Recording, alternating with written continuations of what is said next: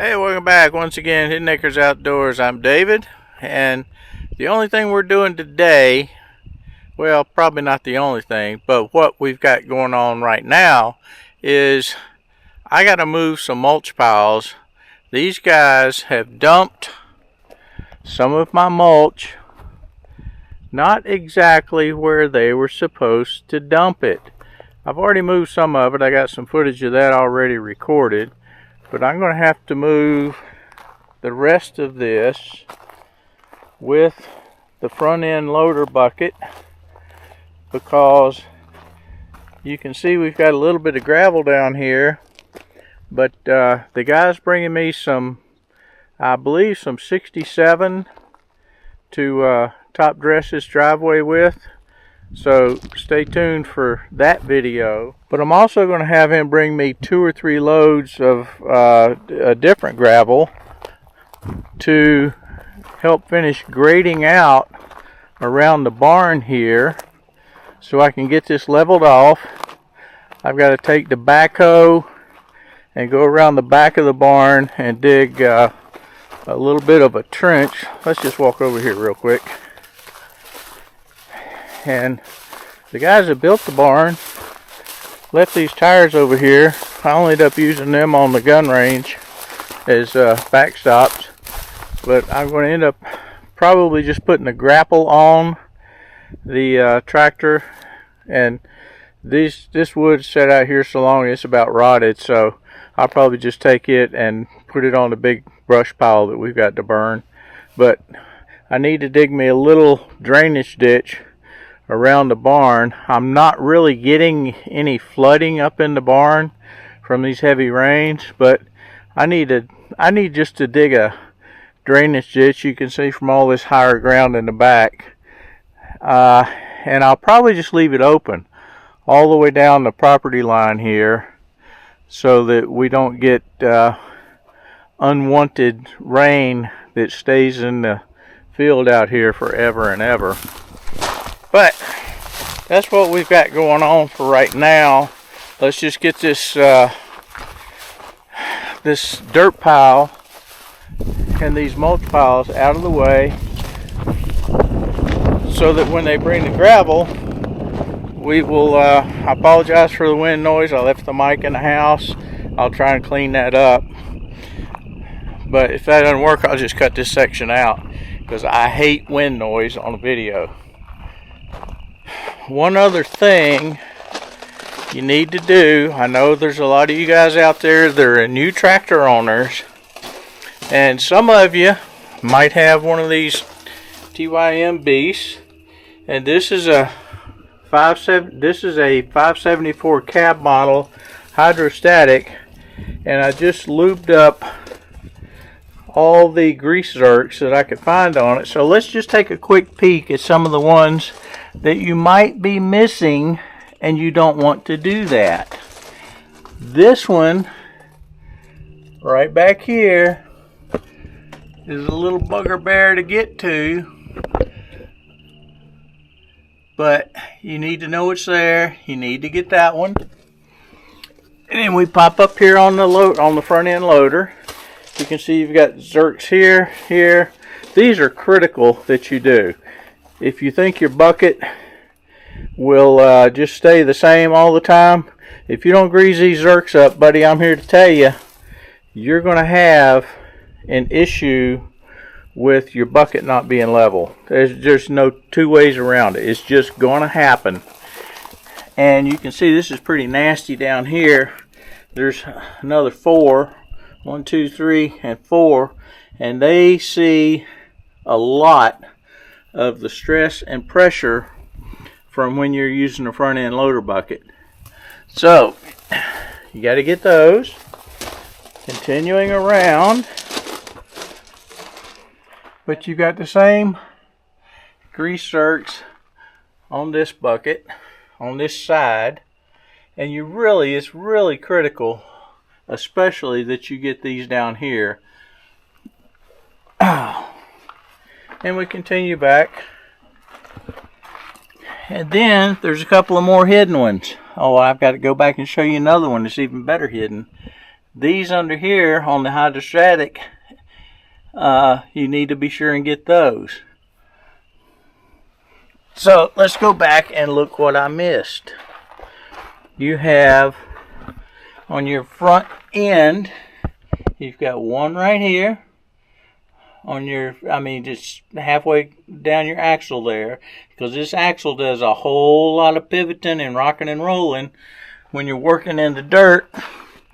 And you've got its brother over here on this side, but let me move this camera around. You can see it's back here. So you've got one on the driver's side, and then as you come around to the passenger side, you've got its twin on the back side here. It's located right there. While you're over here, you might as well take a good look at your fuel filters. You've got this one down here. You also have this fuel filter back here, and if this red ring's on the bottom, you're okay. If it's not on the bottom, you've got water in your fuel and this is filtering it out, and this red ring will start to float up. If you see it not on the bottom, you need to unscrew this slightly until you start draining the water out. And it's got knobs on it, so or knurls on it, so you can actually take a piece of plastic pipe, tubing, and slide up over that, and run the drain wherever you want it, so you don't have water dripping down here. But I haven't fooled with that. I don't think it's that big of a mess to just unscrew that a couple of notches and drain the water out and then screw it back tight. It's not a big deal. It's just something you need to check on your almost said pre-flight, on your pre-operational checks. Now we covered these two hidden ones back here. If you're fortunate enough, or you decided that you need a backhoe, oh my goodness gracious, there are 10,000 grease zerks on a backhoe. That's an exaggeration, obviously, but there's a bunch. Anywhere you have a pivot point, you're going to have a couple of grease zerks. So let's start this off. Actually, before we start on that, you've got a grease zerk back here for your leveling on the 3-point lift arms. And I think, if y'all know of anywhere else, go ahead and point it out, because I might have missed it. But let's talk about the ones on the backhoe. Anywhere you have a pivot point, you're going to have a grease zerk. And there's a bunch of them on a backhoe. So you've got them here. Well, I just lied to you, because there's not a grease zerk on this pivot point, is there? But you do have them here. You have them on this pivot point right here. You've got them here on this point. You've got another one on the matching point down here. Here, here, here. They're freaking everywhere. Go around it once, go around it twice, go around it thrice, and make sure that you're done. Because, brother, there are a bazillion of them. And I'm here to tell you, you got to get all of them, or you're going to have issues. It's just routine maintenance. If you're using a backhoe a lot, the standard seems to be every 8 hours or so. And it looks, as I look at this thing, I went around this 2 or 3 times. It looks like I missed this one right here. So before I use this backhoe again, I'll get in here and get to that. So I'm telling you, there's so many on here, you're going to miss them. You're apt to miss one or two anytime you go in to do this. So do a real good thorough look. You've got this one here. Anywhere there's a pivot point, you've heard me say that 1,000 times already. This got dirty here, but we'll have to go in and clean that out. Here, here, here. I mean, just everywhere. They are all over this thing. And you need to be sure that you're hitting all of them as you go through this process. More down here on this side. You got the same standard ones over here. Down in here on this. And you can see I've pumped grease in here until I have fresh grease coming out. If you have your grease gun hooked up and you're pumping grease, don't just stop as soon as you see grease. If you've got some brownish, grayish looking stuff coming out of there, yeah, that's grease, but that is water contaminated grease, and that is not going to give you the stuff you want lubing up all these high stress points and all these high contact points, and you're going to end up messing up your machinery. Go ahead and keep pumping the grease in there until you see good grease coming out. But if you guys know of anything else that needs to be greased up on one of these things, drop it down in the comments below. And you can see I already missed one, so I'm going to have to go back and get that. And other than that, let's get on the tractor and get busy.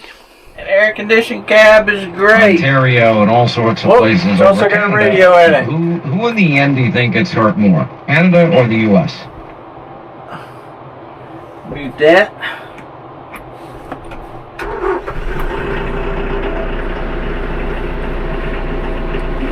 Now, it's not overly loud in this cab, but I do normally just stick my AirPods in and listen to music or whatever while I'm doing this, or listen to the radio. And I've done this before on other videos, but while your hydraulic fluid's warming up, your tractor's warming up, go ahead, exercise the implements. I run through, personally, 3 iterations of full up to full down on the front end loader, and then I will also do 3 iterations on full dump. And you think, oh, it's going real slow. Well, I'm already running at about 900 RPM right now because this is a turbo model, and I want to give it a few seconds to get warmed up. The only thing I need to do right now is step out of the cab for a second and go back to the controls for the backhoe, and where those cylinders have leaked down just a tad from sitting idle, I will go ahead and bring those up into the rest position. So hold tight for 1 minute.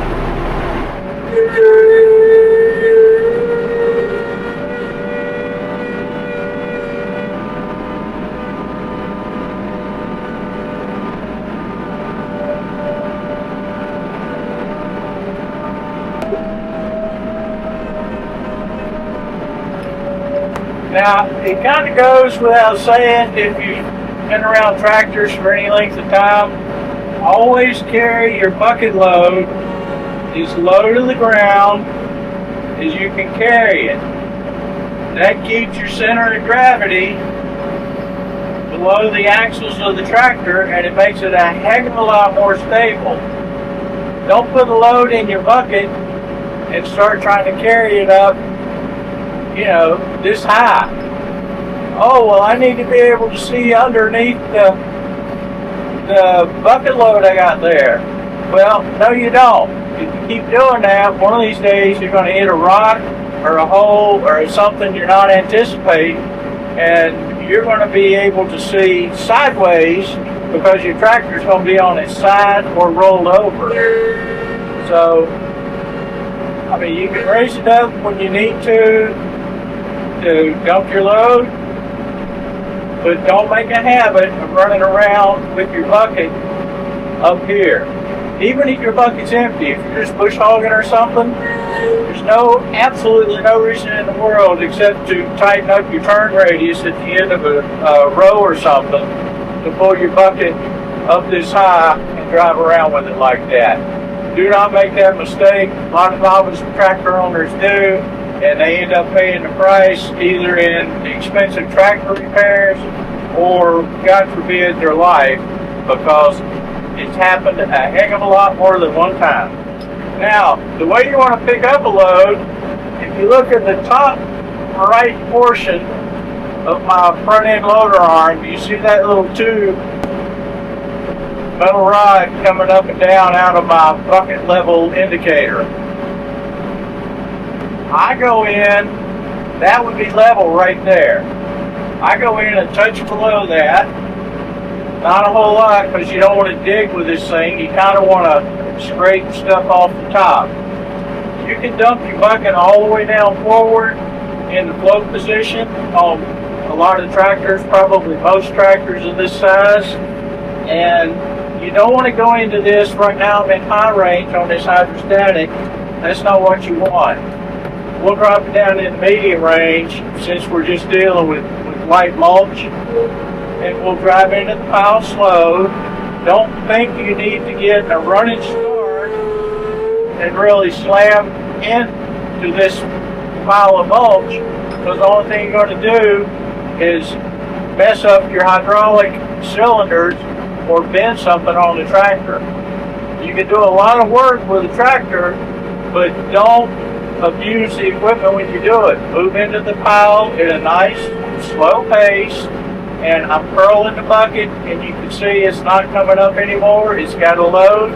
So now we'll start lifting up on it and curl it back a little bit as we go. And that's how you get a nice big load in your bucket, whether it be mulch or gravel or anything else. Use the same technique when you're doing gravel or dirt or anything. Now I'm going to go kind of slow back to where the mulch was supposed to be dumped in the first place, so that I don't lose a whole lot of this en route. What do you got?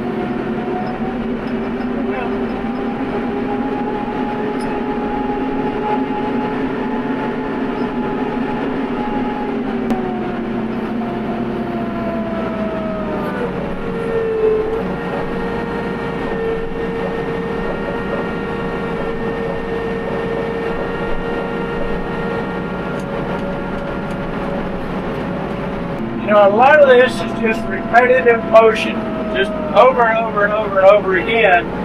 You can do a lot of work with a tractor, but where you get in trouble is when you kind of get bored and it's just, you know, back and forth, and then you start rushing things. And whenever you rush with a heavy piece of equipment, you're apt to find yourself in a situation where you don't want to be.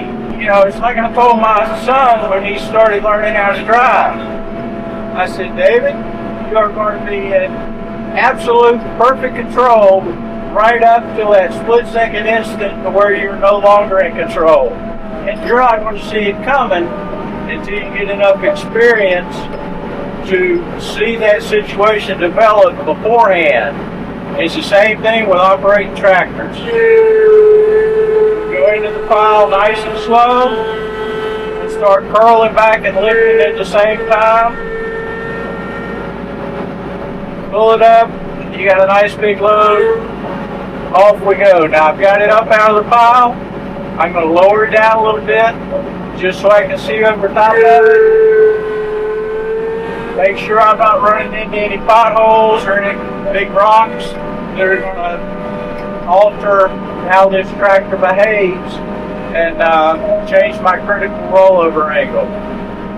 You know, you may think, oh, I know this field, I know all the holes, I know where the stumps are, I know all this stuff. But if you've gone in and worked the ground any, you're going to have rocks that you may or may not know that you've brought up to the surface, and you hit one of those when you're already approaching the critical rollover angle. And you know, that's a dynamic number. It doesn't stay static. It depends on your speed and everything else,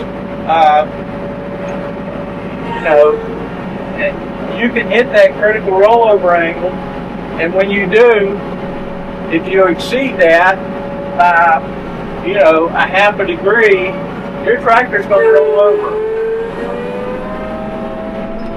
So don't think just because you bush hogged the field or something before that it's going to look exactly the same as it does the last time you had a tractor in there.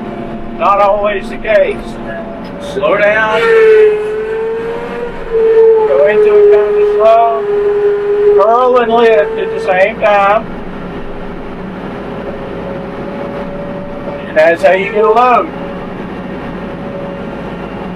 And when you've got a load in your bucket, this is real light, so it's not a big problem. But avoid making very sharp turns, because that's part of your critical rollover angle algorithm. So be careful with what you're doing. Go slow, go low and slow. That's the best thing to do with a loader. Low and slow. Alright, that's enough preaching and seeing what goes on and where you need to grease up stuff. So if you like this kind of stuff, give us a like, subscribe. March and April are probably the biggest, that's probably the biggest time of the year when people are using their, subcompacts or their compact tractors, utility tractors. You're getting your fields redone and you're, planting garden. There's a lot going on in the tractor world these days. Just be careful. Go slower than you think you need to go. And, we've got some backhoe work to do. I'll tell you, I'm a novice at the backhoe work. So we're going to experiment with doing some of that here over the next month or so. And we're just going to go out with it and play with it and have some fun and see what kind of projects we can do with it. And stay tuned for all that. If you like this kind of stuff, give us a like, subscribe. Other than that, we'll see you next time for Big Niggas Outdoors. Bye.